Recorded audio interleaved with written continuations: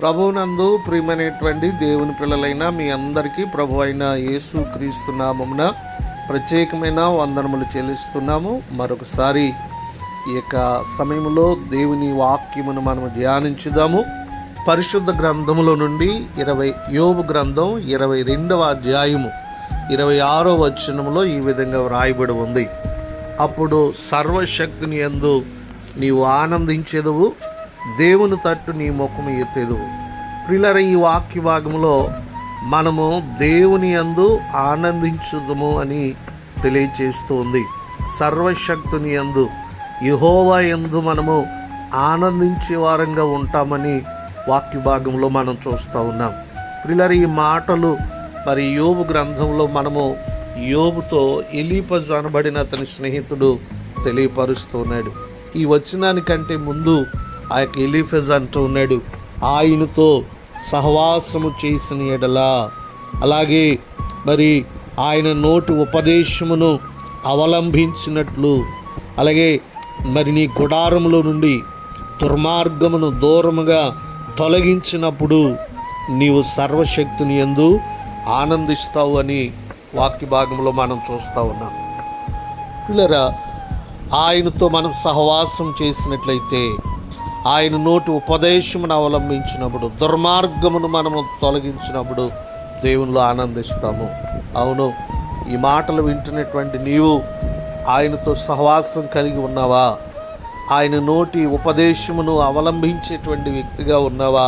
నీవు జ్ఞాపకం చేసుకోవాలి. అంతేకాదు, నీ గుడారములో నుండి అనగా నీ హృదయములో నుండి దుర్మార్గమును, చెడుతనమును నీవు బయటకు పారవేసిన వ్యక్తిగా ఉన్నావా? అనగా పాపమును నీవు నీలో నుండి తీసివేసుకున్న వ్యక్తిగా ఉన్నావా? నీవు జ్ఞాపకం చేసుకోవాలి. ఎందుకు తెలుసా? నీవు ఆ విధంగా చేసినప్పుడే, అనగా ఆయనతో సహవాసం చేస్తూ ఆయన ఉపదేశములు అవలంబిస్తూ నీ దుర్మార్గాన్ని హృదయంలో నుండి తీసివేసినప్పుడు మాత్రమే నీవు దేవుని యందు ఆనందించగలవు, ఆనందిస్తావని వాక్యం చెప్తూ ఉంది. పిల్లరా, యెహోవా యందు ఆనందించడం వలన, యెహోవాను బట్టి మనము సంతోషించడం వలన ఆయన నీ హృదయ వాంఛలను తీర్చును అని చెప్పి దేవుని వాక్య భాగంలో మనం చూస్తూ ఉన్నాం. అంటే మనము ప్రభువుని బట్టి ఆనందించడం వలన ఆయన మన హృదయ వాంఛలను తీరుస్తాడు.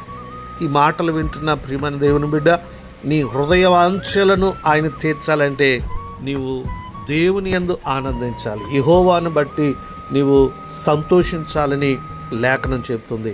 ఎప్పుడు నీవు ఆయన యందు సంతోషించగలవు, ఆనందించగలవంటే వాక్యములు మనం చదివాం కదా, ఆయనతో సహవాసంలో ఉండాలి, ఆయన ఉపదేశమును అవలంబించాలి, దుర్మార్గమును తీసివేయాలని వాక్యం చెప్తా ఉంది. ఎప్పుడైతే మనము ఈ విధంగా చేస్తామో దేవుని యందు ఆనందించడం ఏంటో మనకు తెలుస్తుంది. మనం ఆ విధంగా మనం ఆయనలో ఆనందిస్తే ఆయన మన హృదయ వాంఛలను తీరుస్తాడని బైబిల్ చెప్తా ఉంది. పిల్లరా, పౌలు భక్తుడు అంటున్నాడు, అంతరంగ పురుషుని బట్టి దేవుని ధర్మశాస్త్రమునందు నేను ఆనందించుచున్నాను అని వాక్యంలో మనం చూస్తున్నాం. పిల్లరా, కీర్తనకారుడు అంటాడు కదా, దివారాత్రములు దానిని ధ్యానించుచు యెహోవా ధర్మశాస్త్రమునందు మరి ఆనందించుచు అని చెప్పి వాక్యములో మనం చూస్తున్నాం. అవును, దేవుని యందు ఆనందించడం, యెహోవా యందు సంతోషించడం అంటే ఆయన వాక్యమును బట్టి సంతోషించాలి.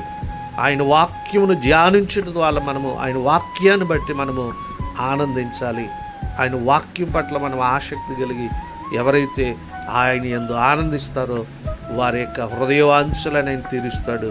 కాబట్టి దేవుడిని హృదయవాంఛలను తీర్చినట్లుగా నీవును ఆయన వాక్యమునందు ఆనందించుచు ఆయన యందు సంతోషించు వ్యక్తిగా ఉండాలని ఈ మాటలు తెలియచేస్తూ ఉన్నాను. దేవుడి ఈ మాటలు దీవించునుగాక.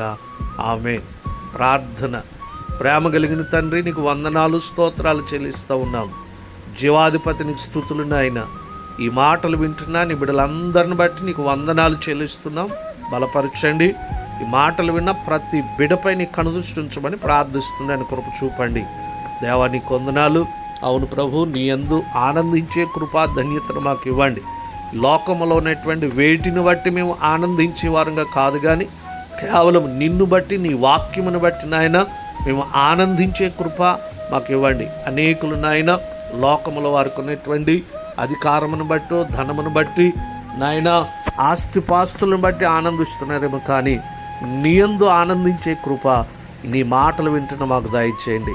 ప్రభువా, నీ కొందనాలు నీ యందు ఆనందించి వారి హృదయ వాంఛలను మీరు తీర్చే దేవుడు గనుక ఈ మాటలు వింటున్న బిడ్డలందరికీ అట్టి రీతిగా వారి హృదయ వాంఛలను తీర్చి ఎప్పటికీ నీ యందు ఆనందించే కృప ధన్యత వారికి ఇమ్మని యేసయ్య నామమున ప్రార్థించి వేడుకొంచున్నాము తండ్రి. ఆమేన్.